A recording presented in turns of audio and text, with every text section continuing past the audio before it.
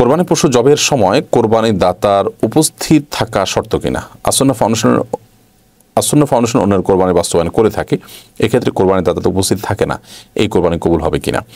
কোরবানি পশু নিজে হাতে জবে করতে পারলে সেটা উত্তম।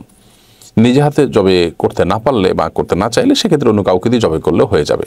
বাংলাদেশের প্রেক্ষাপটে বেশিরভাগ মানুষের নিজের পশুর কোরবানি নিজে জবে করেন না, করতে পারেন না, অভ্যাস নেই বা জানাশোনা নেই বা নানা কারণে করা হয়ে ওঠে না। কিন্তু করতে পারলে সেটা উত্তম, কারণ এর মধ্যে এক ধরনের ত্যাগ আছে, এক ধরনের কষ্ট আছে, এবং কোরবানির যে উদ্দেশ্য সেটা কিছুটা হলেও সাধিত হয়।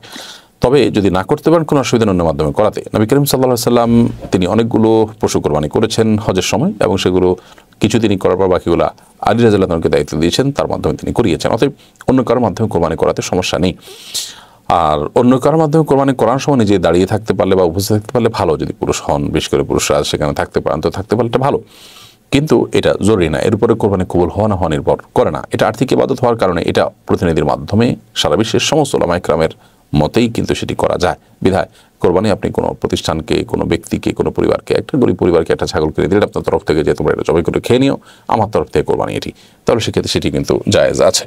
আমি একজন নারী শিক্ষিকা, পর্দা রক্ষা করে চলি, কিন্তু সহশিক্ষার কারণে চোখের হেফাজত করতে পারছি না। আবার আমার স্বামী অসুস্থ এবং ঋণগ্রস্ত, চাকরি ছাড়লে অর্থনৈতিক সংকটে পড়ব, এখন আমার করণীয় কি?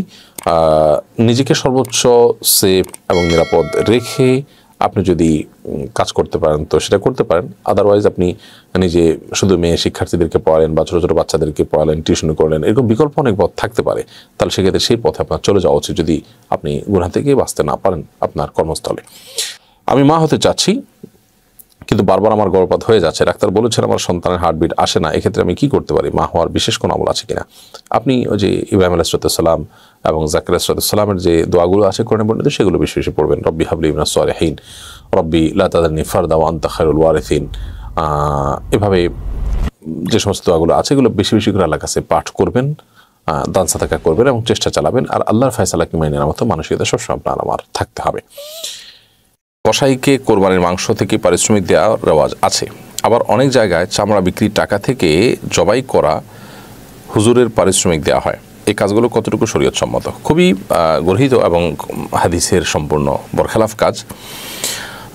কোরবানির কসাইকে কোরবানির পশুর মাংস কেন কোনো কিছুই পারিশ্রমিক হিসাবে দেওয়া যাবে না, বরং পারিশ্রমিক হিসাবে নিজের এক্সট্রা টাকা পয়সা থেকে তাকে দিতে হবে।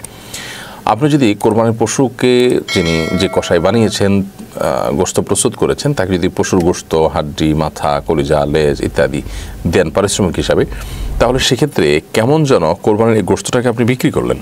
তার মানে কোরবানির গোশত তো বিক্রি করা যায় না, এটা তো আপনি খাবেন, কাউকে দান করবেন, এটুকু। তো যেহেতু আপনি এটাকে জাঘোষিতা করতে পারছেন না, সেহেতু আপনি এই গোশতটা কসাইকে যদি তার কাজ করিয়ে পারিশ্রমিক দেন, তাহলে কেমন যেন আপনি এটা একটা বিনিময়ের ভিত্তিতে দিলেন, বিক্রি করার মতোই হলো।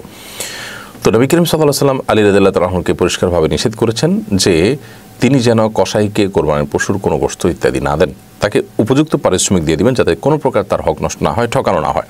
কিন্তু তাই বলে গোশত বা কোরবানির পশুর কোনো কিছু দেওয়া যাবে না।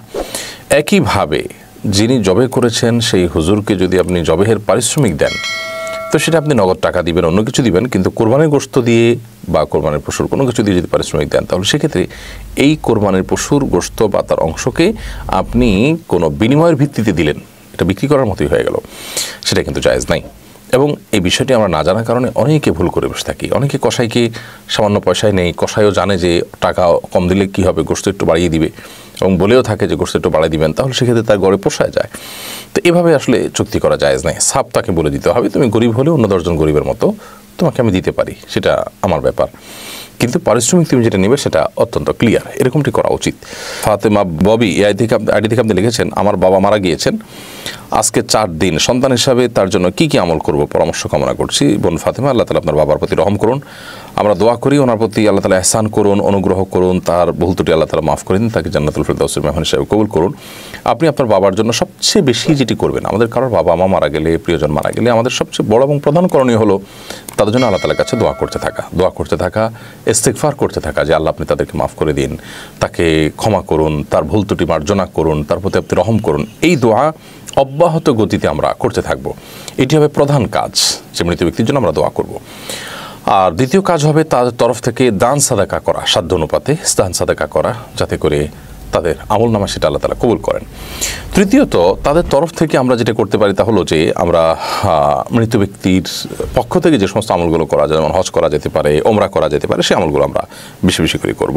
মোহাম্মদ আলামিন আপনি লিখেছেন, আমার ভাই যাকাত আদায় করে না, তার বাড়িতে খেতে হয়, আমি যদি খরচ দিয়ে খাই তাহলে আমার খাবার হালাল হবে কিনা? ভাই আলামিন, আপনার ভাই যাকাত যদি আদায় না করেন তারপরে তার বাড়িতে খেলে আপনার জন্য সে খাওয়া হারাম হবে না, কারণ যাকাত আদায় না করার কারণে তার সকল সম্পদ হারাম হয়ে যাবে, ব্যাপারটা সেরকম না। তবে তিনি যাকাত আদায় না করার কারণে কবিরা গুনাহে লিপ্ত, আপনি তার এখানে যেহেতু খাচ্ছেন থাকছেন, সেজন্য আপনি যথাসম্ভব চেষ্টা করবেন তার সাথে সখ্যতা তৈরি করা, তাকে দাওয়াত দেওয়া, তাকে নসিহত করা, সে চেষ্টা আপনি করবেন। আল্লাহ আপনাকে তৌফিক দান করুন।